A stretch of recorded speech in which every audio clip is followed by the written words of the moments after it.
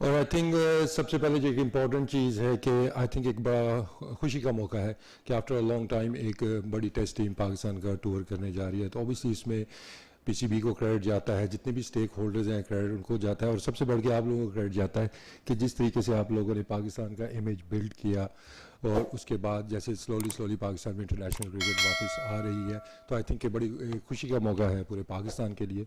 तो इसमें आप सबको मुबारक हो।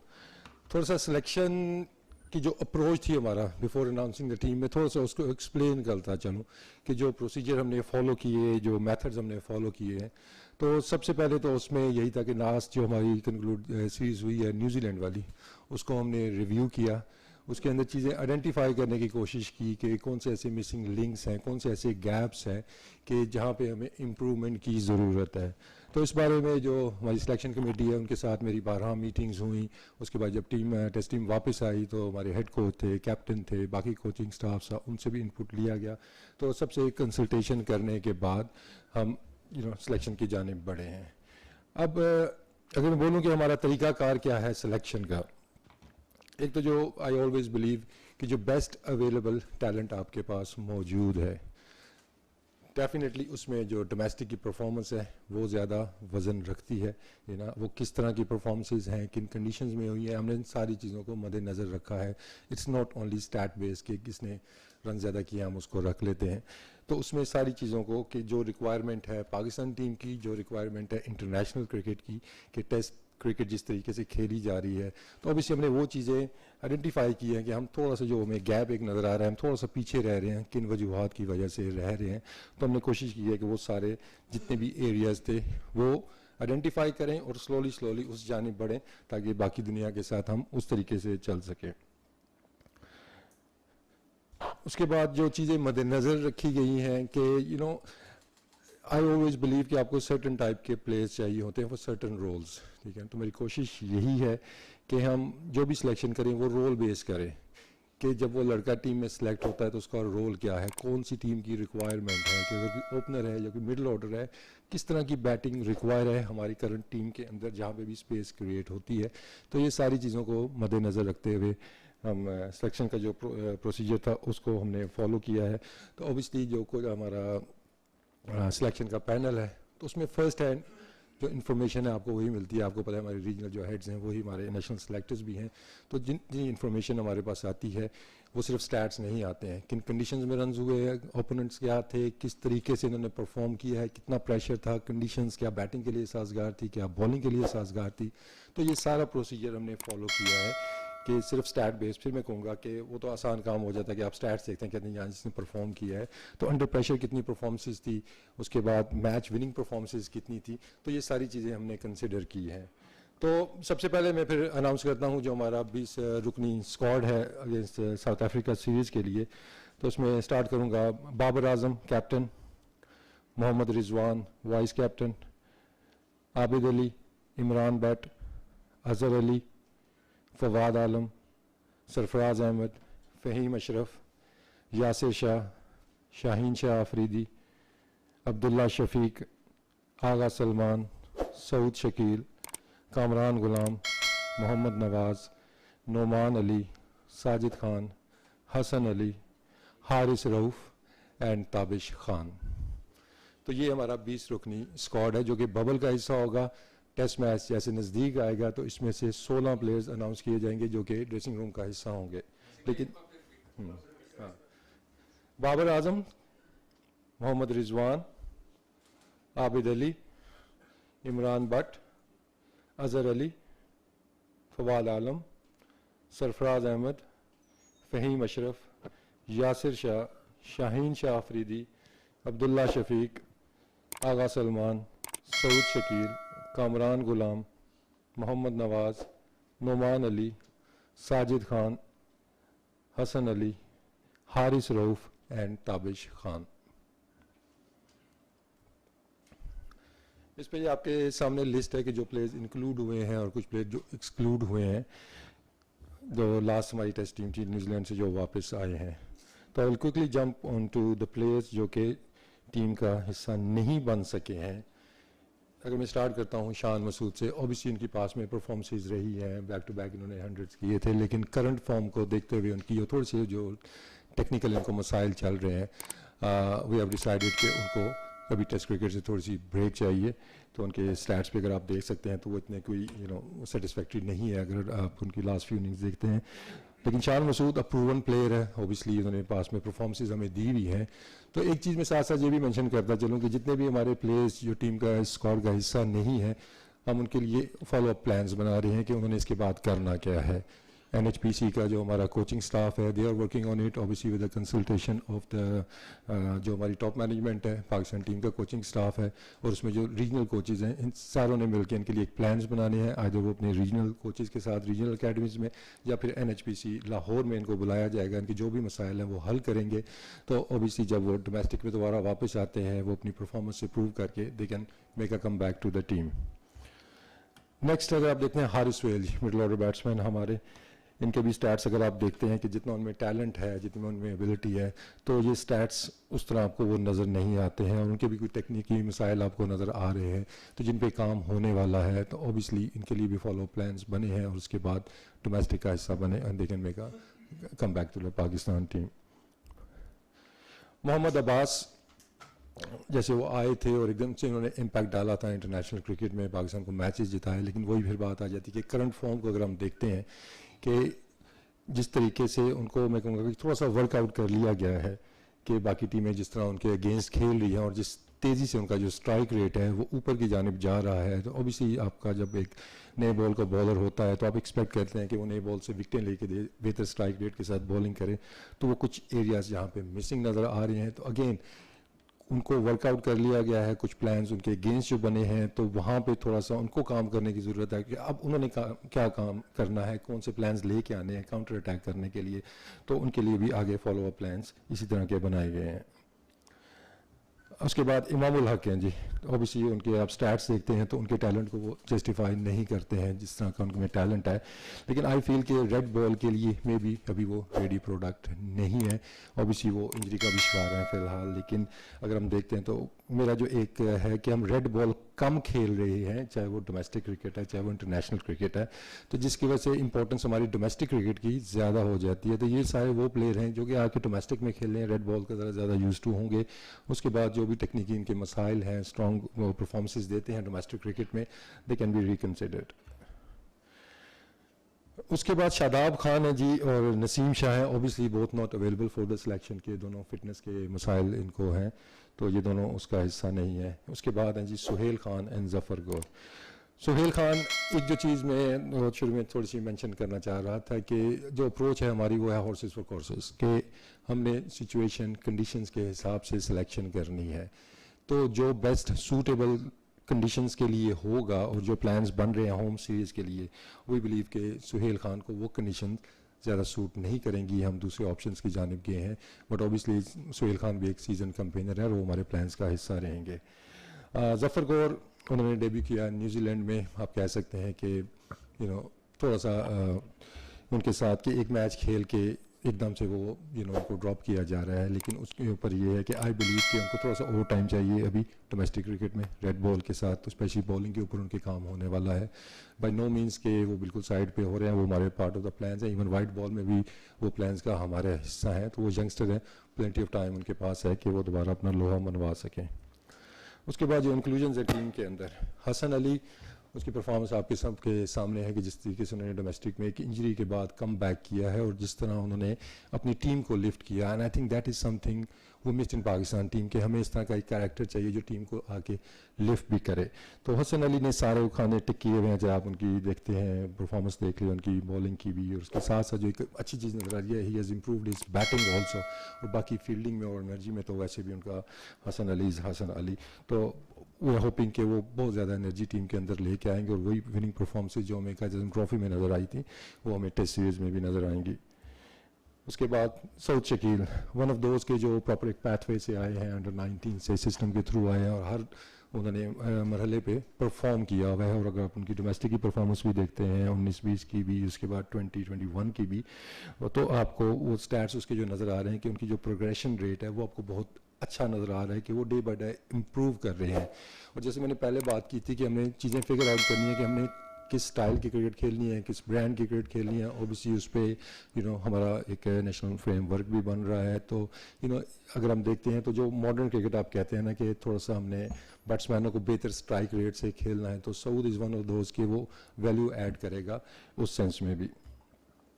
उसके बाद आगा सलमान, अगर हम मॉडर्न डे क्रिकेट के टेस्ट क्रिकेट की बात करते हैं तो आपको ऐसे क्रिकेटर्स चाहिए जो कि न सिर्फ कि बेहतर स्ट्राइक रेट के साथ खेल सके, बल्कि वो जो अगर हम बात करते हैं कि आगा सलमान की परफॉर्मेंस, ऑब्वियसली पिछले साल भी उनकी ज़बरदस्त परफॉर्मेंस थी, इस साल भी आउटस्टैंडिंग उनकी परफॉर्मेंस रही है।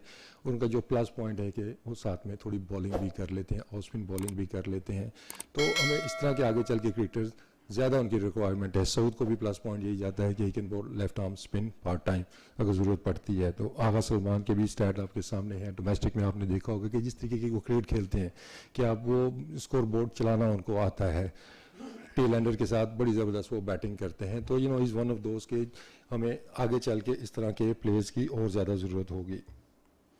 Numan Ali consistent performer domestic cricket का और at the moment best left arm spinner available in Pakistan, और उसने टाइम बाय टाइम उसने ये चीज़ प्रूव की है कि लास्ट ईयर भी उसकी परफॉर्मेंस देखते हैं, बल्कि उससे पहले भी जाते हैं उसकी परफॉर्मेंस बड़ी दी है, लेकिन पिछले 2 साल की परफॉर्मेंस को देखते हुए कि we need the spinners who can be the match winners. तो आई थिंक नुमान अली में वो एबिलिटी है कि वो मैच जिता सकता है। उसके बाद कामरान गुलाम जी, ओबियसली उन्होंने रिकॉर्ड ब्रेकिंग उनकी परफॉर्मेंस थी इस साल, और he is also one of those के जो आपको नज़र आता है कि अपकमिंग एक टैलेंट है, जिस तरह उसने कज़न ट्रॉफी में प्रूव भी किया है कि किस तरह का वो प्लेयर है। तो इस तरह के प्लेयर्स की हमें आगे चल के मज़ीद भी ज़रूरत होगी, और कामरान गुलाम ने जिस तरीके से इस दफ़ा कज़न ट्रॉफी में परफॉर्मेंस दी है, तो I think he deserves his place. उसके बाद Sajid Khan, one of those के जिस आर्ट के बारे में काफ़ी अरसे से हम बात कर रहे हैं जी कि ऑफ स्पिनर हमारे पास इतने ज़्यादा नहीं आ रहे हैं, विच इज़ अ रियलिटी।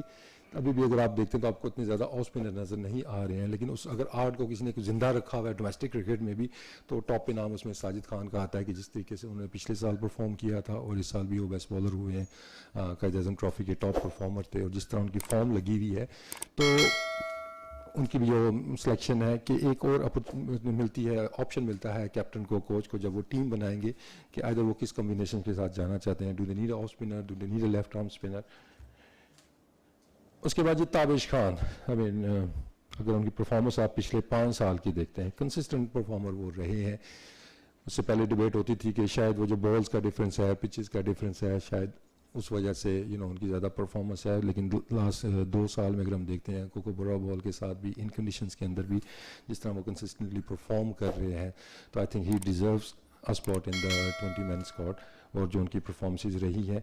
और इसमें एक चीज़ और भी है कि देखें, अगर मोहम्मद अब्बास टीम के अंदर नहीं है, उनकी फॉर्म अच्छी नहीं लगी रही है, तो अगर हम वो जाते हैं कि लाइक टू लाइक की अगर हम उस पर जाते हैं कि कौन रिप्लेस उसको कर सकता है, तो डोमेस्टिक क्रिकेट के अंदर आई थिंक ताबिश खान वो ऐसे बॉलर हैं जो रिप्लेस कर सकते हैं कि अगर हम मोहम्मद अब्बास वाला जो रोल है वही रोल हमें टीम के अंदर चाहिए, तो Tabish Khan can fulfil that spot. उसके बाद ये मोहम्मद नवाज़, उनकी भी आउटस्टैंडिंग परफॉर्मेंस रही है, चाहे आप बैटिंग में बात करते हैं, उनकी 744 उनके रन्स हैं, बॉलिंग में भी उन्होंने 2 5 के साथ 22 विकेट्स लगाई हैं। He is selected as a batting allrounder, spin bowling allrounder आप उनको कह सकते हैं। उसके बाद अब्दुल्ला शफीक, इसकी जो अब्दुल्ला शफीक की परफॉर्मेंस है, ये लास्ट ईयर की परफॉर्मेंस आपके सामने है उनकी रेड बॉल क्रिकेट में। वी हैव आइडेंटिफाई हिम कि वो ज़्यादा सूटेबल हैं लॉन्गर वर्जन क्रिकेट के लिए, तो उन्होंने प्रूव भी किया हुआ है, चाहे वो लास्ट ईयर वो कज़न ट्रॉफी में आए, उसके बाद पहली टीम के अंदर भी आए, डेब्यू पर उन्होंने सेंचुरी भी स्कोर की है। उनकी जो टेक्निक है, जो उनका टेम्परामेंट है, वो उनको बैक करता है। तो Abdullah Shafique is one of those के नॉट ओनली कि हमने स्टैट्स उनके देखे हैं, बल्कि पोटेंशियल पे जिसको आप कह सकते हैं ना, कि हमने वो सिलेक्शन की है लॉन्ग टर्म देखते हुए कि अब्दुल्ला शफीक वो हैं कि आगे चल के हमारे जो ओपनिंग के मसाइल हैं वो हल कर सकते हैं।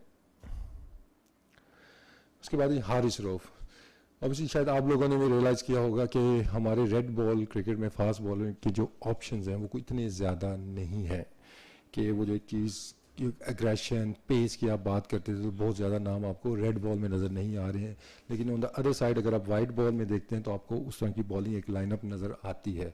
तो एट द मोमेंट हमें जिस तरह का एक बॉलर चाहिए कि एग्रेसिव हो, तेज़ बॉलिंग करता हो, रिवर्स उसको आती हो, अच्छे तगड़े बाउंसर जानता हो, वो टीम को उड़ाने की जिसको कहते हैं सलाहियत उसके अंदर मौजूद हो, तो वो हारिस रऊफ ऑब्वियसली उसने वाइट बॉल में तो प्रूव कर दिया है। But is one of those को जो लास्ट ईयर जिन्होंने रेड बॉल भी खेली थी और उसने शो किया था कि वो रेड बॉल में भी उतना ही इफेक्टिव हो सकता है। तो वो जो एक मिसिंग एक जिसको कहते हैं ना एक वो किलिंग एक चीज़ नज़र आ रही थी बॉलिंग के अंदर, I think Haris Rauf he has it.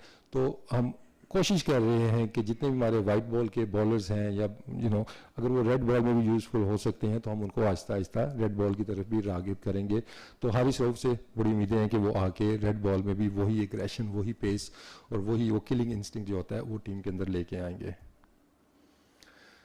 तो ये होगी जी हमारा जो टेस्ट स्कोर था पूरा, और उसमें मैंने आपको रीज़न सारे बता दिए हैं कि सिलेक्शन हमने क्यों किया, जो ड्रॉप हुए हैं लड़के वो भी, ठीक है ना। तो फिर now Imad if we can carry on with the Thank you very much, Mohammad Waseem, और for your detailed explanation on the squad selection. सवाल हम start करेंगे लेने one by one. सबसे एक रिक्वेस्ट है काइंडली एक सवाल पर रिस्ट्रिक्ट करें क्योंकि हम कोशिश करेंगे कि मैक्सिमम जर्नलिस्ट को हम अकोमोडेट करें। शायद भाई आपसे स्टार्ट करते हैं। वसीम, कुछ पैनिक लाइक सिचुएशन नहीं लग रही कि आखिरी टेस्ट जो पाकिस्तान खेला है उसमें से 5 खिलाड़ी आपने बाहर कर दिए। नसीम शाह जिसको फ्यूचर कहते थे वो बाहर हो गया, और जफर गौहर का क्या कसूर, एक टेस्ट उसने खेला, दोनों इनिंग्स में उसने रन बनाए, नॉन कंड्यूसिव पिच पे उसे खिलाया और उसकी जगह उसी की तरह का एक प्लेयर लिया है। देखिए Naseem Shah is injured, he is not available for the selection also. तो आपको ये भी देखना होगा कि नसीम शाह इंजरी है उनको, तो वो अवेलेबल ही नहीं है सिलेक्शन के लिए। लेकिन जहाँ तक जफ़र गौहर की बात है तो ओबियसली अगर आप परफॉर्मेंसेस देखते हैं बाकी स्पिनर्स की तो ओबियसली वो आपको उनसे आगे नज़र आती हैं। न्यूजीलैंड में सर्कमस्टांसेस ऐसे हो गए थे कि जफ़र गौहर को वहाँ पे खिलाना पड़ गया। आई नो आप जिस तरफ से आप आ रहे हैं, मगर आप दूसरी तरफ से देखते हैं कि जब वो प्लेयर एक रेडी नहीं है तो हम I think we are asking bit too much, उनको थोड़ा सा और टाइम चाहिए कि क्योंकि प्रॉब्लम यहाँ पे ये है कि we need to figure out कि हमें स्पिन बॉलर चाहिए मैच जिताने वाला, या हमें बॉलर वो चाहिए जो बॉलिंग कर ले और साथ में वो हमें बैटिंग में वैल्यू ऐड कर दे। और हमारा जो इस सीरीज़ का प्लान है कि हमें स्पिनर्स वो चाहिए जो कि बॉलिंग से हमें मैच जीतने की उनके अंदर सलाहियत मौजूद हो। तो ये उसके पीछे रीज़न बिहाइंड है। लेकिन जैसे मैंने पहले कहा कि जफ़र गौहर हमारा फ्यूचर है, हमारा वो प्लान्स का हिस्सा है, और इवन वाइट बॉल में भी उसको हम कंसिडर करेंगे आगे चल के। नहीं, कोई पैनिक नहीं इसमें जी। माजिद भाई, उसके बाद जुबैर नज़ीर और खालिद भाई। अच्छा वसीम, सिलेक्शन कमेटी चेंज नहीं हुई, सिर्फ चीफ चेंज हुआ है, आप यहाँ आ गए, मिसबा वहाँ चले गए, लेकिन पिछले 1.5 साल में जितनी नाइंसाफियों की एक दास्तान रही, आज बिल्कुल एक चेंज टीम नज़र आ रही है। तो इस सॉफ्टवेयर को चेंज करने में किसका रोल है? क्योंकि आप भी सिलेक्शन कमेटी में थे, ताबिश खान को 1.5 साल में आपने भी इंसाफ नहीं दिलाया। अब अचानक आप कह रहे हैं पैनिक सिचुएशन नहीं है, लेकिन पैनिक सिचुएशन तो है ना। अब्दुल्ला शफीक जिस फॉर्मेट के प्लेयर हैं उस फॉर्मेट में आपने पाकिस्तान टीम में चांस दिया, वो पाकिस्तान टीम से फेल हुए, शाहीन से फेल हुए, यहाँ फिर आ गए। तो ये जो सॉफ्टवेयर अचानक सिलेक्शन कमेटी का चेंज हुआ है, इसमें इस कुर्सी का कमाल है या फिर फिरोजपुर रोड का कमाल है? देखिए माजिद भाई, उसमें अगर आप देखते हैं तो ऑब्वियसली जो पीछे सिलेक्शंस हुई हैं या जिस तरीके से हुआ, मैं उस पोजीशन में कमेंट नहीं कर सकता। Obviously I was one of the selector, I was not the chief selector. तो obviously now I got the decision making, तो मैं बेहतर पोजीशन में हूँ कि मैं आगे की आपसे बात खुल के कर सकता हूँ। लेकिन पीछे जो डिसीजन हुए हैं उस पर मेरी ऐसी वो नहीं थी पोजीशन कि मैं आपको बता सकूँ कि ये कैसे हुआ, वो हो सका। लेकिन इस टाइम पे ऑब्वियसली डिसीजन पावर मेरे पास है, तो अगर हम आगे की बात करेंगे तो मैं उस पर बेहतर आपको जवाब दूंगा। बाकी जहाँ तक सॉफ्टवेयर की बात है तो आई थिंक जब बंदा चेंज होता है डिफरेंट आपकी वो होती हैं, तो ऑब्वियसली कोई डिफरेंट आइडियाज भी आते हैं, कोई डिफरेंट सोच भी आती है। तो I will take it that way rather than कि सॉफ्टवेयर वाला जो आप कह रहे हैं। Zubair Wadari, Zubair from Express News Karachi. Wasim, question ये है कि न्यूजीलैंड का ट्रिप हुआ, सबके सामने रिजल्ट्स हैं, सबने देखा, तो ये बता दीजिए कि आपने जो टीम बनाई है एडहॉक बेसिस के ऊपर बनाई है या ये कि फ्यूचर का भी प्लान जहन में, क्योंकि इंग्लैंड का टूर बहुत इंपॉर्टेंट है, उसको कितना हद तक फोकस किया है? और एक पार्ट ये कि प्लेयर्स का कहा गया कि शिकस्त की वजूहत में कोविड की जो सिचुएशन थी, ज़ाहिर है कि रहे बच्चे लड़के, तो उसको मद्देनजर रखते हुए फिर ये कि एक छोटी सी चीज़, बाबर आजम इंजर्ड हुए थे, उनकी इंजरी से बड़ा फर्क पड़ा था, लेकिन वो मेंटल भी इंजर्ड हुए हैं जो सिचुएशन है उनके साथ, तो उसके हवाले से आप समझते हैं कि बाबर आजम समेत दीगर खिलाड़ियों को भी यानी किसी साइकोलॉजिस्ट या साइकोट्रिस्ट की ज़रूरत है? Thank you. देखें, जो पहला आपने क्वेश्चन किया है न्यूजीलैंड की जो टीम है उसके बाद चेंजेस के हवाले से, मैंने एक वर्ड यूज़ किया था हॉर्सेस फॉर कोर्सेस, कि अभी जो कंडीशंस हमें लग रही हैं कि होम सीरीज़ में होंगी, ये सिलेक्शन उसकी बेस पे है कि हमें उसके लिए बेस्ट ऑप्शन हमारे पास क्या आते। अगर हम नेक्स्ट टीम हमारी जिम्बाब्वे जाएगी, उसके बाद इंग्लैंड का टूर है, तो वहाँ की कंडीशन के हिसाब से जो बेस्ट ऑप्शंस होंगे हम वो सेलेक्ट करेंगे। तो हॉर्सेस फॉर कोर्सेस के हमने उस पे जाना है, क्योंकि समटाइम ऐसा भी होता है कि कुछ प्लेयर्स आप आइडेंटिफाई कर लेते हैं कि यार अगर हम स्पेशली बॉलिंग की बात करते हैं कि इन कंडीशन में आपको डिफरेंट बॉलर चाहिए, उन कंडीशन में आपको डिफरेंट बॉलर चाहिए, तो आगे चल के आपको इस तरह की चीज़ें देखने को मिलेंगी कि सिचुएशनल चीज़ें कि हाँ जी यहाँ पे इस बॉलर की रिक्वायरमेंट है कि नहीं है, उसने परफॉर्म तो किया है वहाँ पे, लेकिन क्या वो वहाँ पे परफॉर्म कर सकता है कि नहीं, उस पर सोच विचार होगी। अगर वो साने खाने टिक करता है, अदरवाइज हम दूसरी सिलेक्शन पे भी जाएंगे कि उन कंडीशंस के लिए सूटेबल टीम हमारी क्या हो सकती है। अच्छा वसीम, प्लीज एक सवाल पे काइंडली रहेगा प्लीज। खालिद भाई, वसीम देखें, कोविड सिचुएशन का आपने बात की है, तो ये किसी के लिए भी इजी सिचुएशन नहीं है, नॉट ओनली प्लेयर्स बल्कि आम जिंदगी में अगर आप देखते हैं तो इन सारों का इफेक्ट आप लोगों की ज़िंदगी पे भी आया हुआ है। प्लेयर्स के लिए थोड़ा सा ज़्यादा टफ इसलिए हो जाता है कि ओबियसली जिस माहौल के अंदर वो रहते हैं और उसके बाद परफॉर्मेंस बेस्ड स्पोर्ट है, तो आपने वहाँ पे रिजल्ट्स भी प्रोड्यूस करने हैं, तो वो एक टफ टूर था उस लिहाज से भी, कंडीशंस के लिहाज से भी पाकिस्तान टीम का। लेकिन इस पे काफ़ी काम हो रहा है, कोचेज भी इस चीज़ों पे देख रहे हैं। डोमेस्टिक में आपको नज़र आ रहा है कि इतना लंबा हमारा डोमेस्टिक सीजन हो गया है, हमारे जो डोमेस्टिक प्लेयर्स हैं they are part of the bubble, तो कोशिश कोचिंग स्टाफ की भी यही है कि उनको ज़्यादा से ज़्यादा कंफर्ट दी जाए, ज़्यादा से ज़्यादा उनकी मेंटल उस पर भी काम किया जाए ताकि वो फोकस उनका क्रिकेट के ऊपर रहे। खालिद भाई, वसीम ये बताइए कि ये बेहतर नहीं होता कि आप बजाय 20 के 16 का स्क्वाड पूरा फाइनल अनाउंस कर देते ताकि सिलेक्शन में आसानी होती टीम मैनेजमेंट को, कि मतलब इस लिहाज से पूछ रहा हूँ कि आपने ये अच्छा काम ये कि डोमेस्टिक क्रिकेट को आपने रिस्पेक्ट दिया, लेकिन इसमें अगर आप 16 कर देते तो वो ज़्यादा बेहतर नहीं होता?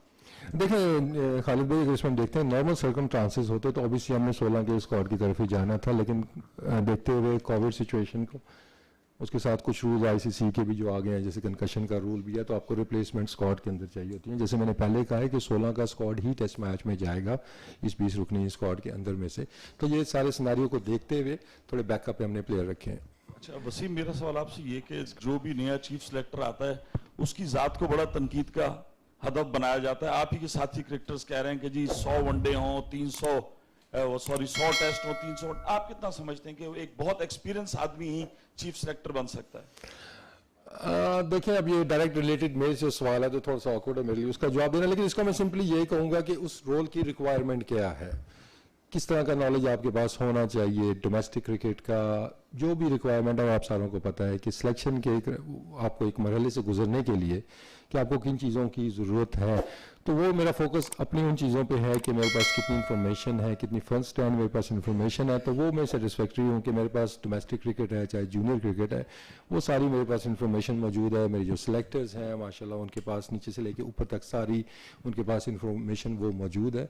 तो बाकी जहाँ तक वो 100 वनडे या वो करते हैं, तो आप दुनिया की टॉप नेशंस के जो चीफ सिलेक्टर्स हैं थोड़ा उन पर भी नज़र डालिएगा कि वो कितना खेले हुए हैं। सिंपल मैं इसको ये जवाब दूंगा। रशीद भाई, वसीम, हम हमेशा यही देखते आ रहे हैं कि हर सीरीज़ में जिस तरह आपने कहा कि जिस सीरीज़ के लिए जो प्लेयर्स मतलब सूट करते हैं वो हम सेलेक्ट करेंगे, तो 2018 से हम यही देख रहे हैं, रेगुलर एक प्रैक्टिस चल रही है कि मतलब हर सीरीज़ के बाद जो है वो जो चेहरा है वो पस मंज़र में चला जाता है, नए चेहरे आ जाते हैं। उस्मान सलाउद्दीन, मीर हमज़ा, उसके बाद आपका मोहम्मद मूसा, शिनवारी, ये सारे 5-6 क्रिकेटर ऐसे हैं कि जो 2018 से इंटरनेशनल क्रिकेट का हिस्सा बने, एक एक टेस्ट के बाद वो बाहर चले।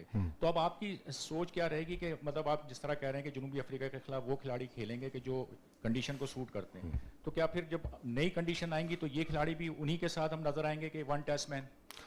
देखिए, इसमें जो आइडियल सिनारियो और आपकी ख्वाहिश होगी और मेरी भी यही ख्वाहिश है कि हमें वो प्लेयर मिले जो कि हर कंडीशन के लिए और हर फॉर्मेट के लिए सूटेबल हो। लेट्स सपोज कि बाबर आजम है, वो किसी भी कंडीशन में किसी भी फॉर्मेट के लिए वो ऐसे आइडियल प्लेयर हैं कि उन पर कोई क्वेश्चन नहीं है।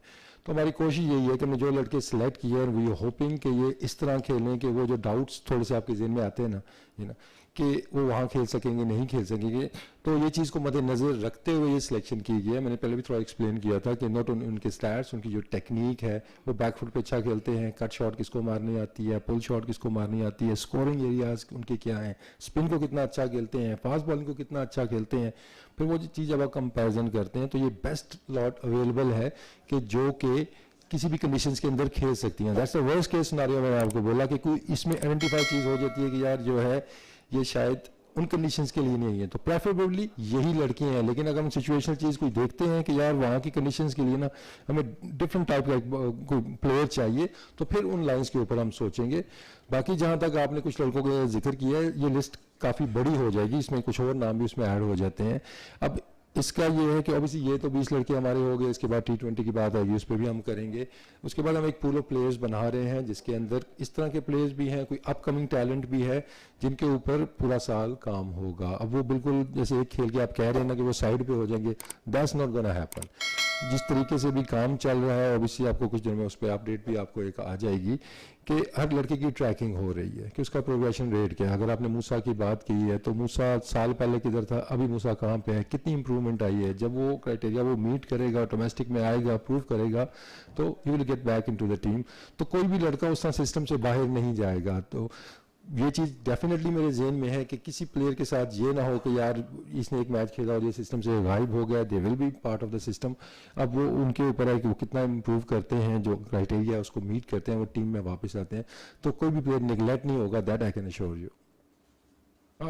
वसीम साहब, आपको एक ऐसे वक्त ये टीम दी गई है जब हमारी टीम को बड़ी शिकस्तों का सामना करना पड़ा है। ज़ाहिर है आपसे तवक्कात भी इतनी ज़्यादा हैं। आप क्या समझते हैं कि आपने कहा कि अब ये टीम जो है बेस्ट अवेलेबल खिलाड़ियों पर मुश्तमिल है, तो इसका मतलब ये है कि जो पहले टीमें मुंतखब होती थी वो बेस्ट अवेलेबल खिलाड़ियों पर नहीं थी। और क्या हमारी अभी इस टीम में टेक्निकली हमारे खिलाड़ी कितने साउंड हैं, उनका फिटनेस लेवल कितना बेहतर बनाने की ज़रूरत है, और उनके टफनेस मेंटल टफनेस लेवल पे कितने काम करने की ज़रूरत है? देखिए, मैंने पहले भी एक्सप्लेन किया कि ये सारी चीज़ों को मद्देनज़र रखा गया है सिलेक्शन के टाइम पे कि परफॉर्मेंस अगर की है उन्होंने तो किन कंडीशंस में किया, अगेंस्ट उनके बॉलिंग लाइनअप क्या था, ये पूरा प्रोसेस हमने एक फॉलो किया। फिर उनकी प्रोफाइलिंग की हुई है कि अगर किसी प्लेयर ने 800 रन किए हुए हैं तो उसमें से कितने रन ऐसे थे जो कि against the quality bowling lineup के थे, मैच सिचुएशन क्या थी। तो ये सारी चीज़ें हमने कोशिश की है उसमें कवर करने की कि अंडर प्रेशर ये परफॉर्म इसने कैसा किया है। टेक्निक की आपने जो बात की है, डेफिनेटली टेक्निक उसमें कंसिडर होती है। लेकिन अगर आप मॉडर्न क्रिकेट देखते हैं, अगर आपका मेथड अच्छा है, फवाद आलम पे अक्सर बात होती थी, लेकिन उसका मेथड अगर आप देखते हैं तो उसने प्रूव किया है कि यार आपका मेथड अगर सक्सेसफुल है तो सम टाइम कुछ जो टेक्निकी आपकी चीज़ें हैं वो आप कवर कर जाते हो। तो नॉट नेसेसरली कि आपकी 100% टेक्निक अच्छी होगी तभी आप परफॉर्म करेंगे। दुनिया में कई मिसालें आपके सामने हैं कि modern cricket is all about scoring runs and taking wickets.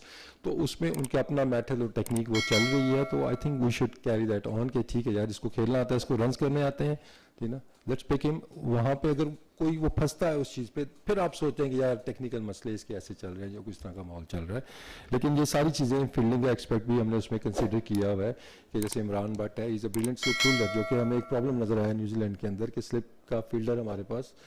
तो इमरान भट्ट टीम में अगर खेलता है तो वो स्लिप का one of the best domestic cup का फील्डर है। आसिफ बदी अप्रतीक। अच्छा वसीम भाई, कुछ नई चीज़ें नज़र आ रही हैं, ये डेटा और ये एनालिसिस जो आप कर रहे हैं। अभी हाल ही में क्रिकेट कमेटी ने भी इस तरह की हिदायत दी है, तो ये उनकी हिदायत पे हो रहा है या ये आपका प्लान था कि इस तरह की चीज़ें आप बताएंगे? आसिफ, इतना काम करने में काफ़ी दिन लगते हैं और क्रिकेट कमेटी की जो मीटिंग हुई है आई थिंक दो तीन दिन पहले हुई है, तो इतना लंबा उसका अर्सा नहीं हुआ। तो ये प्रोसेस कम से कम आपने मुझे नॉर्दर्न में भी देखा होगा कि मैं इन चीज़ों को शुरू से फॉलो करता हूँ। ये रिक्वायरमेंट है इंटरनेशनल क्रिकेट की और I think cricket committee was spot on कि अगर हम कुछ चीज़ों में जो पीछे रह रहे हैं ना, इस वन ऑफ दैट एरिया कि जहाँ पे हम टेक्नोलॉजी का इस्तेमाल बेहतर हमें करना चाहिए। और ये चीज़ें आपको आगे से डोमेस्टिक क्रिकेट के अंदर भी नज़र आएंगी कि काफ़ी चीज़ें वहाँ पे भी अपडेट आपको नज़र आएंगी, क्योंकि ये वन ऑफ द एरिया है जिसमें हम पीछे रह रहे हैं। कि अगर आप देखते हैं कि शायद आपको बाकी टीमों की प्लानिंग हमसे बेहतर नज़र आती है, तो शायद हम टेक्नोलॉजी में थोड़ा सा पीछे हैं, तो उसमें काफ़ी चेंजेस आपको आगे भी चल के नज़र आएंगे।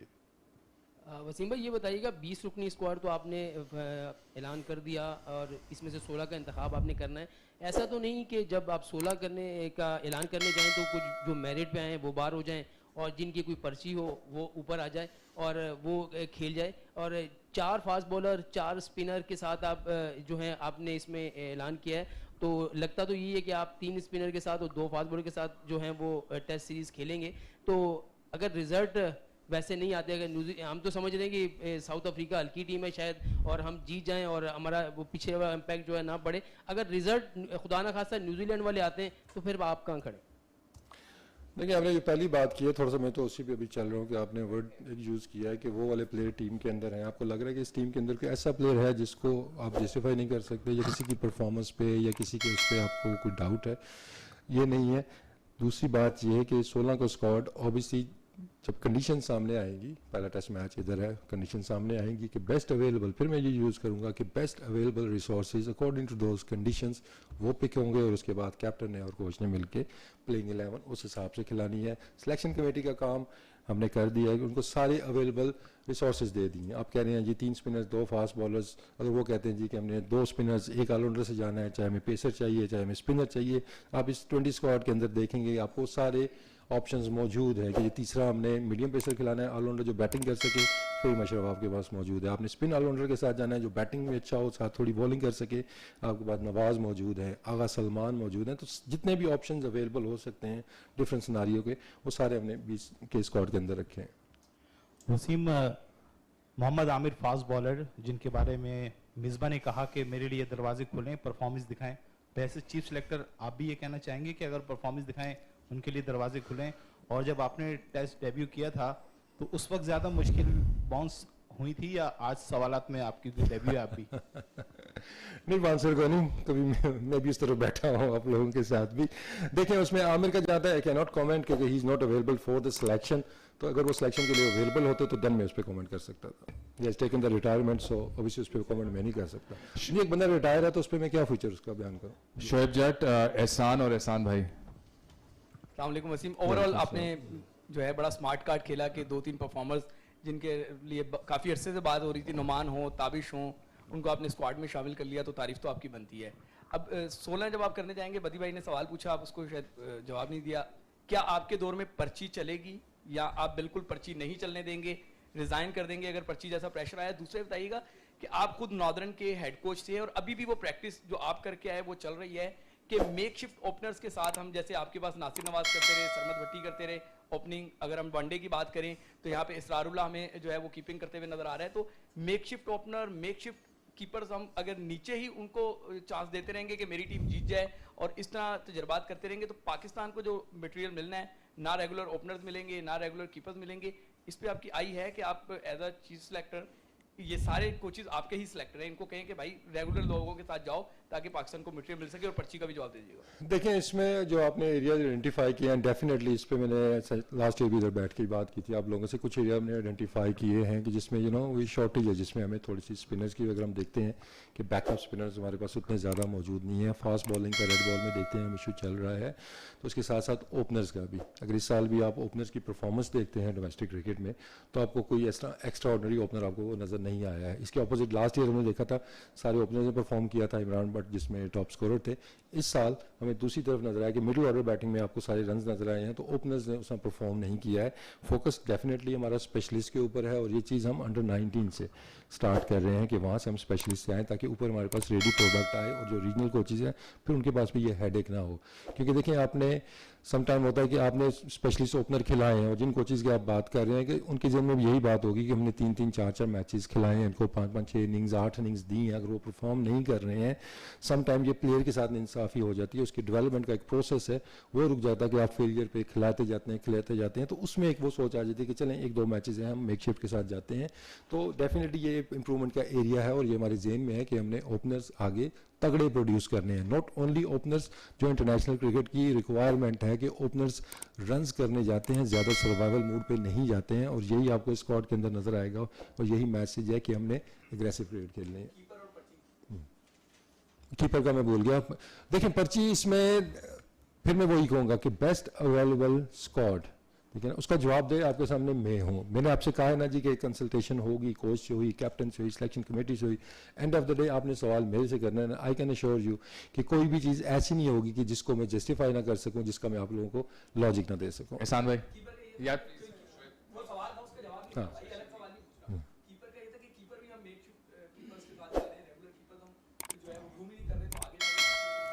देखें कीपिंग का भी एक मसला है पाकिस्तान में कि आपको 3-4 नाम ही कीपिंग में नज़र आएंगे जो कि अच्छे बैट्समैन के साथ बैटिंग कर सकते हैं। अंडर 19 लेवल पे कुछ अभी प्लेयर्स आइडेंटिफाई हुए हैं। अभी आप देखेंगे केपीके में आपको हारिस लड़का नज़र आया, ये टैलेंटेड हैं लड़के, लेकिन अगेन ये वो एरिया है कि एक दौर होता था कि हमारी हर डोमेस्टिक टीम में आपको एक दो अच्छे तगड़े कीपर नज़र आते थे, बैट्समैन भी अच्छे होते थे, उनकी कीपिंग बड़ी अच्छी होती थी। इन चीज़ों पर हमारा फोकस है डेफिनेटली, लेकिन बात फिर वो आ जाती है कि just for the sake of regular wicket keeper और एक आध मैच में अगर वाइट बॉल में, क्योंकि आगे चल के ये दौर आएगा कि आपका जो विकेट कीपर है उसका रोल और ज़्यादा बढ़ता जाएगा। T20 के अंदर आपको काफ़ी मेक शिफ्ट ओपनर्स जो है ना लीग्स में आपको नज़र आ रहे हैं, शायद आपको ये इंटरनेशनल क्रिकेट में भी नज़र आएगा, लेकिन not necessarily we have to follow those lines. हमारी कोशिश यही है कि बेस्ट विकेट कीपर भी और साथ में बैटिंग में भी वो कंट्रीब्यूट कर सके। बट मैं आपका पॉइंट वो समझ गया और इस पर already working on it. Once again request please kindly एक सवाल पे रिस्ट्रिक्ट रहें ताकि मैक्सिमम लोगों को अपॉर्चुनिटी दे सकें। एहसान भाई। वसीम, आपने बड़ा स्मार्ट खेला है क्योंकि आपका मीडिया का भी एक्सपीरियंस है, आपने डोमेस्टिक परफॉर्मर को शामिल किया है, तो वो एक के ऊपर आप से प्रेशर कम हो गया। लेकिन 16 रुकने जब टीम आएगी फिर हमें पता चलेगा। अच्छा, मेरा सवाल ये है कि हम साउथ अफ्रीका की टीम को शायद बहुत हल्का ले रहे हैं, तो आपका इसमें क्योंकि जब हमने बांग्लादेश को यहाँ हराया था, श्रीलंका को यहाँ हराया था, तो हमने बड़े जश्न मनाए थे, बड़े बड़े हमने बॉलर डिस्कवर किए थे, हैट्रिक मैन, कराची में 4 सेंचुरियाँ। तो आप क्या समझते हैं कि हम वो जहन में लेके चलेंगे कि साउथ अफ्रीका की टीम हल्की है या उनको डिफिकल्ट, उनकी जो टीम आ रही है वो बहुत ही एक बैलेंस है, तो आपका क्या ओपिनियन है, कैसी सीरीज रहेगी, क्या हम उनको टफ फाइट दे पाएंगे? देखिए, by no means South Africa की टीम को आप कहेंगे वो हल्का है, वो किसी भी कंडीशंस के अंदर उनमें इतनी सलाहियत है। उनके अगर आप फास्ट बॉलर्स देखते हैं, उनके इवन स्पिनर्स भी देखते हैं, वो किसी भी कंडीशंस के अंदर परफॉर्म करने की सलाहियत मौजूद है। हमारा यही है कि बेस्ट लॉट जो हमारी अवेलेबल है हमने वो सिलेक्ट करनी है और उम्मीद करनी है जी कि वो बेस्ट परफॉर्मेंस देंगे और होम कंडीशंस का हमें फ़ायदा होगा। लेकिन डेफिनेटली चैलेंज हमारे लिए यही है कि हम जो बड़ी टीमें हैं उनके अगेंस्ट हमारी जो जीत है उसका सिलसिला शुरू हो। बाकी आपने जो बात की है, एक मैं थोड़ा सा उस पर एक्सप्लेन भी करना चाहूँ कि प्रॉब्लम्स अगर हम देखते हैं टेस्ट क्रिकेट में हमारे क्या आ रहे थे कि lack of red ball cricket, चाहे बैट्समैनों की बात करते हैं, कुछ बैट्समैन जो भी टीम का हिस्सा नहीं भी हैं उन्होंने कितनी रेड बॉल क्रिकेट खेली है। तो मेरी प्रेफरेंस यही है कि जो लड़के रेड बॉल डोमेस्टिक के अगर परफॉर्मर्स आए हैं वो रेड बॉल खेलते हुए आ रहे हैं, 4 दिन की क्रिकेट खेलते हुए आ रहे हैं। कुछ लड़के ऐसे भी थे कि जो कि जिसमें उनका कसूर नहीं था, स्केड्यूल ऐसे थे कि वो फर्स्ट क्लास का कोई मैच भी नहीं खेले हुए और टेस्ट मैच भी पूरे साल में 2 या 3 खेले हुए हैं। तो हाउ कैन वी एक्सपेक्ट कि वो सीधा टेस्ट क्रिकेट में जाके वो 200 करके दे देंगे या 100 करके हमें दे देंगे। तो आइडिया बिहाइंड द परफॉर्मर्स कि उनकी फॉर्म चल रही है, रेड बॉल वो खेलते हुए आ रहे हैं, बजाय कि हम फिर वही जो रीइंफोर्स करने की करें जो फेलियर्स हैं हमारे पास के। So the whole idea is कि जो बेस्ट लॉट बेस्ट फॉर्म के अंदर मौजूद है उनके उस पर सिलेक्शन हुई है ताकि उन होम कंडीशंस का भी फ़ायदा हो और उनकी करंट फॉर्म का भी फ़ायदा हो। वसीम भाई, आपने जैसे कि आज टीम का ऐलान किया, 9 ऐसे जो लोग हैं जो कि फर्स्ट टाइम पाकिस्तान की नुमाइंदगी करने जा रहे हैं। अगर मैं बात करूँ 4-5 खिलाड़ी ऐसे जैसे सऊद है, उसके अलावा सलमान है, नोमान है, ताबिश खान है, ये वो खिलाड़ी जिनके ऊपर मुसलसल मीडिया 2-3 साल से जो है बात भी कर रहा है, सोशल मीडिया ही बात कर रहा है। तो क्या बतौर चीफ सेलेक्टर आपने खामोश करने के लिए इन खिलाड़ी को शामिल किया या फिर ये खिलाड़ी हमें टेस्ट जो हतमी स्क्वाड होगा उसमें भी नजर आएंगे? देखिए, एक तो सिलेक्शन में जो मैंने पहले भी बात की थी कि सिलेक्शन में आपको डोमेस्टिक क्रिकेट को वेटेज देनी होगी और मेरा वो पहली प्रायोरिटी यही है, क्योंकि वो जो मैं भी बात कर रहा था रेड बॉल वाली भी, तो उसमें डोमेस्टिक क्रिकेट ही आती है कि इन लड़कों ने रेड बॉल खेली हुई है, ये फॉर्म के अंदर हैं, डोमेस्टिक के परफॉर्मर्स हैं, तो ये टीम के अंदर आए हैं, तो 16 के अंदर भी उनको ही प्रेफर किया जाएगा और उसके बाद प्लेइंग 11 के अंदर भी, ऑल्दो कि वो कैप्टन और कोच ने मिलकर वो टीम बनानी है, लेकिन उसके अंदर भी यही चीज़ें देखी जाएगी कि बेस्ट फॉर्म इसके अंदर किस प्लेयर की है, लेकिन उससे ज़्यादा इम्पॉर्टेंट है कि उनको किस टाइप का बैट्समैन या बॉलर चाहिए वहाँ पे, कि 3 नंबर चाहिए, 4 नंबर चाहिए या 6 नंबर चाहिए। तो वहाँ पे आपके जो स्टैट्स हैं वो थोड़े से आपको वो दूसरी तरफ से नज़र आ सकते हैं कि अगर आपको 6 नंबर का बैट्समैन चाहिए तो शायद उसके रन्स थोड़े से कम होंगे जो कि आपका हाईएस्ट रन गेटर है। अगर आपको 3 नंबर का बैट्समैन चाहिए तो we are going for the specialist. लेकिन एक और ऐसी चीज़ है कि जो रोल उन्होंने डोमेस्टिक क्रिकेट में निभाया है, we are trying to make sure कि जब वो इंटरनेशनल क्रिकेट में जाते हैं उनको वही रोल उधर मिले, वो जिस तरीके से उनको खेलना आता है वो उसी तरीके से खेलें और मोस्ट प्रेफरेबली उनको नंबर, बैटिंग नंबर भी वही मिले। नसीम भाई, फैज़ान और फिर मुजाहिद। वसीम, क्रिकेट कमेटी की जो सिफारिशात थी उसमें एक चीज़ ये भी थी कि जो टीमें सेलेक्ट हो रही थी, चाहे टीम सेलेक्ट हुई है या 11 रुकनी स्क्वाड सेलेक्ट हुई है, उस पर तहफ़्फ़ुज़ात थे। तो अब नई खबरें ये हैं कि बाबर आजम हतमी 11 रुकनी टीम मुंतखब करेंगे। तो बाबर के हवाले से भी बात ये की जाती है, उनके भी चंद दोस्त हैं जो टीम में खेल रहे हैं, अक्सर ये बात सामने आती है। तो इसमें कोई सिलेक्शन कमेटी के चेयरमैन का कोई रोल होगा हतमी 11 में? देखें जो एक नॉर्मल प्रोसीजर है प्लेइंग 11 का, तो उसी को फॉलो किया जाएगा कि कैप्टन और कोच ने मिलकर वो प्लेइंग 11 बनानी है। देखिए जैसे मैंने पहले कहा था कि जब आप टीम सिलेक्शन करते हैं 16 का स्क्वाड या 22 का स्क्वाड, तो उसके अंदर आप 12 लड़के पहले कोशिश करते हैं कम्बिनेशन बनाने की। जैसे मैंने कहा है कि हमने डिफरेंट सिनारियोज के अंदर कि हम किस कॉम्पोजिशन के साथ जाना चाहते हैं, तो वहाँ तक तो हमारी से है कि हाँ जी यहाँ पे, लेकिन फिर बात वही आ जाती है कि कंडीशंस कैसी बनती है, कराची में पिच कैसा होता है, पिंडी में पिच कैसी बनती है, तो उसमें जो सिचुएशनल चेंजेस होंगी वो डेफिनेटली कैप्टन अपने कोच के साथ मिलकर करेंगे। लेकिन कोशिश और मैसेज भी यही है कि जो बेस्ट अवेलेबल हमारा कम्बिनेशन होगा और जो बेस्ट लड़के फॉर्म के अंदर हैं उनको प्रेफर किया जाए। नहीं 11 में देखें कैप्टन और कोच की से होती है, उसमें चीफ सेलेक्टर की नहीं होती। वसीम भाई बज़ाहिर तो बहुत अच्छा स्क्वाड लग रहा है, बट अगर हम ओवरऑल देखें, आपने पहले ही बात की कि जफर गौहर के पर आपने कमेंट किया कि हमें ये देखना है कि प्लेयर तैयार है नहीं है रेड बॉल के लिए। क्या हारिस रऊफ जिन्होंने सिर्फ 3 फर्स्ट क्लास खेले हैं, आपकी नज़र में वो तैयार हैं इस फॉर्मेट के लिए? और बड़े अरसे से बात जाहिद महमूद की भी हो रही थी, वो एक्सपेक्ट किया जा रहा था कि शायद उसको मौका मिल जाए, बट यासिर बाकी 2 स्पिनर के साथ आया। यासिर को अब मजीद कितना चांस आप देंगे, या क्या सिर्फ तजुर्बे की बुनियाद पर उसको प्रेफर किया गया, और जाहिद को मजीद कितना इंतजार करना पड़ेगा? देखें जाहिद भी कोई बहुत ज़्यादा दूर नहीं है, अगर आप देखते हैं तो डेफिनेटली वो प्लान्स का हिस्सा है, उसके ऊपर डिस्कशन भी हुई थी। लेकिन अगर आप देखते हैं कि यासिर की परफॉर्मेंस ऑब्वियसली उसमें वो तसलसल नहीं है जो कि एक रिक्वायरमेंट थी, तो ऑब्वियसली उसके ऊपर हमारी नज़र भी है। यासिर ऑल्सो नोज के किन एरियाज पर उसने काम करना है। अगर आप पहले टेस्ट में देखते हैं तो उसकी बॉलिंग, मैं कहता हूँ विकेटें उसको नहीं मिली, लेकिन बॉलिंग उसने रीजनेबल बॉलिंग वहाँ पे भी की थी। अगला टेस्ट मैच वो खेले नहीं है। उसके बाद एडवांटेज यही है कि होम कंडीशंस है, बड़ी एक सीरीज़ है, एक्सपीरियंस उनके पास मौजूद है, क्योंकि इस पर फिर 2 चीज़ें ये आपने ये भी ध्यान में रखना है कि एक्सपीरियंस प्लेयर्स आपको टीम के अंदर चाहिए। लेट्स सपोज कि अगर ऐसा सिनारियो बन जाता है कि यासिर टीम के अंदर नहीं है, जाहिद आ जाते हैं और इन स्पिनर में से कोई और खेलता है, तो दोनों मेन स्पिनर जिन्होंने मैच जिताने अगर वो डेब्यू कर रहे हैं तो you can feel that pressure. तो ये सारे फैक्टर्स हमें देखते हुए I think Yasir still has it, तो उनके लिए मौका है कि इस सीरीज़ में अपना वो लोहा मनवाएं। लेकिन जाहिद डेफिनेटली हमारे प्लान्स में है, नॉट ओनली रेड बॉल, मैं तो आगे उसको फ्यूचर में जाके देख रहा हूँ कि maybe he can walk into the white ball also. देखिए हारिस की सिलेक्शन जैसे मैंने पहले कहा था कि कुछ चीज़ें हमने पोटेंशियल पे की है। ओपनर्स की जैसे अब्दुल्ला की बात की थी, ऑल्दो उसने परफॉर्म किया है लास्ट ईयर, लेकिन वो शॉर्टेज एक चीज़ की जब एक आपके पास आ जाती है कि ओपनर्स ने किसी ने इतने ज़्यादा रन्स नहीं किए हुए, तो हम गए हैं पोटेंशियल के ऊपर, उसकी टेक्निक के ऊपर, उसकी जो परफॉर्मेंस जो भी उसने दी हुई है लास्ट ईयर ग्रेड 1 में और ग्रेड 2 में भी, तो उनको देखते हुए Haris is the same case के we all know he can bowl fast, तेज बॉलिंग वो कर सकता है, बॉल स्विंग करनी उसको आती है, रिवर्स करनी उसको आती है। हमारे पास उस तरह का कोई रेडी इस तरह का प्रोडक्ट मौजूद नहीं है डोमेस्टिक में। अगर आप देखते हैं उस पेस का बॉलर हमारे पास मौजूद नहीं है, तो वो भी आप कह सकते हैं कि पोटेंशियल को देखते हुए, पाकिस्तान क्रिकेट की रिक्वायरमेंट को देखते हुए हम स्लोली जो रेड बॉल के बॉलर्स हैं उनको इंकरेज करेंगे कि वो टेस्ट क्रिकेट के अंदर भी आए। मोहम्मद वसीम मुजाहिद सोलंकी KTN न्यूज़ से। मुजाहिद डोमेस्टिक क्रिकेट की बहुत सी बातें की जाती हैं, ऑस्ट्रेलियन तरह की क्रिकेट को लाने की बातें हुई, 2.5 साल हो गए, ना अंडर 19 हो रही है, ना डिस्ट्रिक्ट लेवल पे हो रही है, ना रीजन लेवल पे हो रही है। जब डोमेस्टिक लेवल पे ग्रास रूट लेवल से स्पोर्ट्स नहीं होगी, क्रिकेट नहीं होगी, तो टैलेंट आपके पास कहाँ से आएगा? बाकी 2.5 साल रहते हैं, उसके बाद फिर पाकिस्तान की क्रिकेट टीम और नौजवान प्लेयर्स को कहाँ देखते हैं?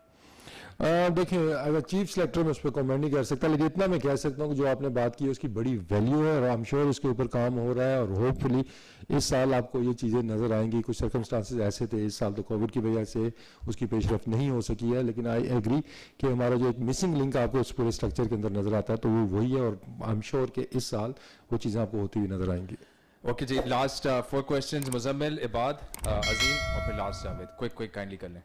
वसीम, इस वक्त आप यानी कि बहुत लकी चीफ सेलेक्टर हैं, क्योंकि इस वक्त पोजीशन ऐसी बनी हुई है कि सब अपनी अपनी जॉब्स बचाने के चक्रों में लगे हुए हैं।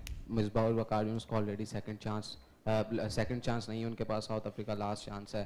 तो आप पे भी कोई प्रेशर है? मतलब अगर जो टीम मैनेजमेंट है वो चेंज होती है तो साथ आपकी भी बारी आ जाए, और आपने इतने सारे जो डोमेस्टिक प्लेयर्स की बात की, तो क्या उनके लिए लॉन्ग टर्म प्लान है कि किस तरीके से उनको यूटिलाइज किया जाएगा, या बस बातें ही रहेंगी? देखिए जॉब की जो बात है या प्रेशर की बात है, तो ऑब्वियसली मैं उन लाइन्स के ऊपर नहीं सोचता। जो हाथ में मेरी चीज़ है, जो कंट्रोल में मेरे है, ऑब्वियसली मेरा फोकस उस पर रहता है, चाहे मैं पहले कोचिंग में था या एज ए सिलेक्टेड भी मेरा फोकस प्रोसेस के ऊपर था। रिजल्ट्स उसके वो आपके हाथ में नहीं होते हैं। आप अपनी पूरी कोशिश करते हैं, ईमानदारी से काम करते हैं, उसके बाद रिजल्ट अल्लाह के हाथ में आगे क्या होना है आप कोई प्रिडिक्ट नहीं कर सकते हैं। तो उन चीज़ों का फजूल में प्रेशर लेने की वो कम से कम मेरा वो तरीका नहीं है। मैं प्रोसेस के ऊपर है कि अच्छा काम करने की कोशिश करते हैं, आगे चल के क्या होता है। और दूसरा सवाल आपका था इससे रिलेटेड प्लेयर डेवलपमेंट वाला, ये बिल्कुल ये हवाई बातें नहीं है, ये आपको चीज़ें नज़र आएंगी कि जैसे ही हमारा सीज़न ख़त्म होगा PSL के बाद जो विंडो आएगी, अवेलेबल होंगे जो प्लेयर्स फ्री होंगे वो आपको कहीं ना कहीं नज़र आएंगे, या अपनी रीजनल अकेडमीज़ के अंदर या फिर लाहौर में NHPC के, जहाँ पे बड़े अच्छे कोचेज़ आप देख सकते हैं, बड़े बड़े नाम वहाँ पे मौजूद हैं, तो उनके साथ वो काम करते हुए नज़र आएंगे। तो हम एक प्ले ट्रैकिंग सिस्टम भी हम मुतारफ़ कराने जा रहे हैं, तो जिसमें प्ले पूरी ट्रैकिंग होगी कि पूरे साल उसकी क्या एक्टिविटीज़ रही हैं और वो क्या हो रहा है, तो मॉनिटर किया जाएगा। तो कोई प्लेयर हम वो गुम करने की वो कोशिश करेंगे, प्लेयर कोई गुम ना हो, और उसमें that I can assure you कि इस चीज़ों पे काम हो रहा है।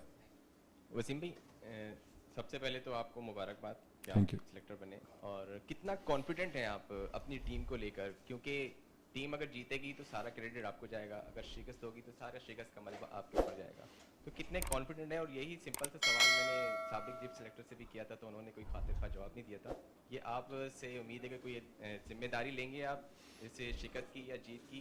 और दूसरा ये कि शोएब अख्तर तनकीद कर रहे हैं कि वसीम खान मोहम्मद वसीम 14 लाख बचाएंगे, या फिर यस सर करके 14 लाख बचाएंगे, या फिर वो मेरिट पे सिलेक्शन करेंगे।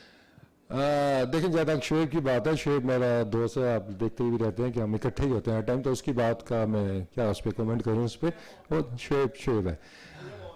तो उससे जो पहले आपने बात की थी, सॉरी मैं भूल गया वो, हाँ, जो देखिए ये चीज़ हमें डेवलप करना होगी कि एक तो हमारी कोशिश हम सारे एक पेज के ऊपर हों, चाहे वो कोचेज़ हैं, चाहे वो सेलेक्टर हैं। अब जो स्क्वाड आपके सामने है इसमें सारों का कंसेंट शामिल है, कि ज़रूरी नहीं था लेकिन still I got the consent. हमने इसके ऊपर डिबेट की, बात की, और मैंने कन्विंस किया कि ये स्क्वाड में लड़के डिज़र्व करते हैं, चाहे कैप्टन है उसमें, चाहे आपके कोच हैं, चाहे हमारे फेलो सेलेक्टर्स हैं, तो ये चीज़ें, लेकिन हमें जिम्मेदारी भी इकट्ठी लेनी होगी। So I am not one of दोस्त कि मैं यहाँ बैठ के कहूँगा यार मैंने टीम अच्छी बना दी थी, बस वो कोच ने ये कर दिया या वो कर दिया। ऐसे जब आप एक पेज के ऊपर सारे हैं तो I am willing to take the responsibility कि टीम का फेलियर होता है तो आई थिंक हम सारों का फेलियर होता है। और इसी तरह जब जीत होती है तो definitely that belongs to the players mostly, वो ज़्यादा क्रेडिट प्लेयर्स को जाता है। उसके बाद वो आप लोगों पे है कि आप सेलेक्टर्स को देते हैं या आप कोचेज़ पे देखते हैं, लेकिन तो टीम अगर जीतती है क्रेडिट सारा प्लेयर्स को जाता है। वसीम भाई, जो मौजूदा सिलेक्शन कमेटी का तरीक़ेकार है उसमें वही है जो लास्ट टाइम भी था कि 6 रीजन्स के कोच आपकी मावनत करते हैं। इस सिस्टम में मिसबा तो नाकाम रहे, वो कोई भी सीरीज किसी भी सीरीज़ के लिए एक मुकम्मल टीम नहीं दे सके, तो आप क्या समझते हैं कि इस सिस्टम बेहतर है या माजी वाला सिस्टम ज़्यादा बेहतर था? देखिए, इसमें जो चीज़ डिफरेंस है ना कि मिसबा हेड कोच भी थे साथ, तो दैट वाज द रीज़न कि ही स्टेप डाउन, के उन पे वो कंसंट्रेट नहीं कर पा रहे थे दोनों रोल्स के ऊपर। तो ऑब्वियसली मेरे पास अब कोचिंग का रोल नहीं है, तो मेरा फोकस सिर्फ सिलेक्शन के ऊपर है। बट आई थिंक कि ये ब्रिलियंट आइडिया है जो मैंने पहले भी एक्सप्लेन किया है कि आपको फर्स्ट हैंड एक इन्फॉर्मेशन मिल रही है, कि बजाय कि एक सिलेक्टर जाके मैच देखने जाए, वो हर जगह पे हो नहीं सकता, चाहे वो 3 सिलेक्टर बना लें आप या 2 बना लें कमेटी में, वो हर मैच पे हो नहीं सकता। तो आप लोगों को भी एक जो शिकायत रहती थी कि सिलेक्टर ग्राउंड में नहीं जाते हैं, वो तो अब है ही नहीं ना, कि 2 सिलेक्टर्स हर टाइम एक ग्राउंड के अंदर मौजूद हैं, वो अपोजिशन को भी देख रहे हैं कि एक सिलेक्टर अगर अपने प्लेयर्स की ज़्यादा तारीफ कर रहा है तो दूसरा आके उसको ये भी बताएगा, हमें आके ये भी बताएगा कि यार इसने परफॉर्म तो किया है लेकिन ये एरियाज ऐसे हैं, तो वो बड़े अच्छे तरीके से चीज़ें बैलेंस आउट हो जाती हैं। तो फर्स्ट हैंड इन्फॉर्मेशन आपको मिलती है, तो फिर आपको ये नहीं है कि परफॉर्मेंस देखी किसी ने नहीं उसकी। वसीम भाई, अस्सलाम वालेकुम, मैं हूं जावेद इकबाल जेजे न्यूज़ से। आपसे मेरा सवाल ये है कि पहले भी यहाँ पर हमारे सामने कई सारे चीफ सेलेक्टर आए, सब यही कहते थे डमी नहीं हूँ, डमी चीफ सेलेक्टर नहीं बनूंगा, टीम अच्छी बनाऊंगा।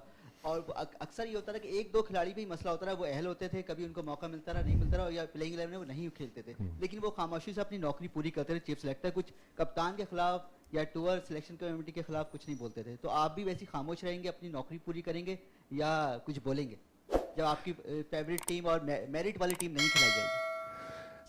देखिए, ये 20 प्लेयर ऐसे हैं कि आई डोंट थिंक कि किसी को भी कुछ ज़्यादा इस पर तहफ़्फ़ुज़ात हो सकते हैं कि ये टीम में क्यों आया। तो 20 के 20 आप कह सकते हैं कि मेरिट के ऊपर लड़के आए हैं, ठीक है ना। अब उसके अंदर भी अगर आपने वो देखनी है चीज़ें, फिर मैं कहूँगा कि आप उसमें मेरिट ये देखें कि सिचुएशन क्या है, टीम की रिक्वायरमेंट क्या है।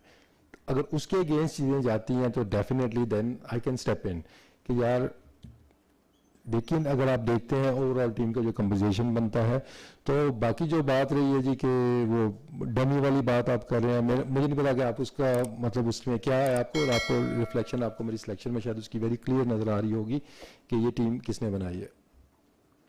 वसीम, सबसे पहले तो आपको बहुत मुबारक हो। Thank you. एक नई पोस्ट, एक नया आपने आगाज़ किया है।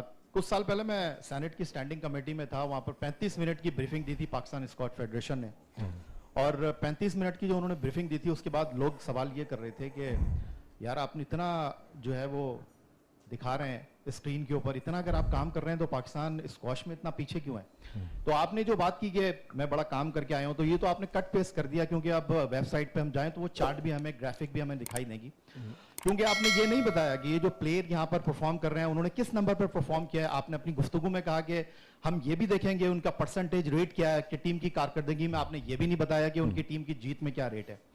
फिर दूसरा, आप सिलेक्शन कमेटी का माजी में पार्ट रहे हैं और आज आपने रूल आउट कर दिया इमामुल हक को, आपने कहा कि वो रेड बॉल के प्लेयर ही नहीं है। तो ये आप जिम्मेदारी लेंगे कि माजी में जो मिसबाउल हक टीम लेकर जा रहे थे उसमें आपका रोल था, क्योंकि वो तो हर दौरा कर रहे थे, उन्होंने कोई क्रिकेट नहीं खेली। उसके बाद सिर्फ टूर के लिए महदूद रह गए मूसा खान, उनको आप ऑस्ट्रेलिया लेकर गए, उनको इंग्लैंड लेकर गए, उसके बाद न्यूजीलैंड लेकर गए, अब आपने उनको बिल्कुल टीम से बाहर कर दिया। आप ये बात कर रहे हैं कि हम उन खिलाड़ियों को मौका देंगे जो कि उस क्रिकेट को खेलते हैं, उस म्यार पर पूरा उतरते हैं। हारिस सोहेल तो इंटरेस्टेड ही नहीं है रेड बॉल क्रिकेट खेलने में, और आपने हारिस सोहेल को जो है 3 फर्स्ट क्लास मैचों की परफॉर्मेंस के ऊपर टीम में रख दिया। देखिए ये चीज़ें कंसिडर करते हुए हारिस सोहेल आपको टीम में नजर आ रहे हैं? अभी आपने 20 के स्क्वाड में रखा ना हारिस सोहेल को, हारिस रऊफ को रखा है।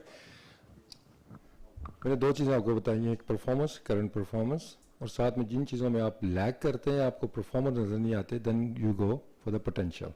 ठीक है, Haris, yes I do agree कि उसका रेड बॉल का एक्सपीरियंस नहीं है, लेकिन 150 की स्पीड पे बॉल करने वाला भी डोमेस्टिक के अंदर मौजूद है, क्योंकि करंट टीम की रिक्वायरमेंट ये है कि हमें तेज़ बॉलर चाहिए जो कि इन पिचेस के ऊपर रिवर्स भी कर सके, तेज़ बाउंसर भी कर सके। अगर डोमेस्टिक में इस तरह का ऑप्शन मौजूद होता, I would definitely go for him first.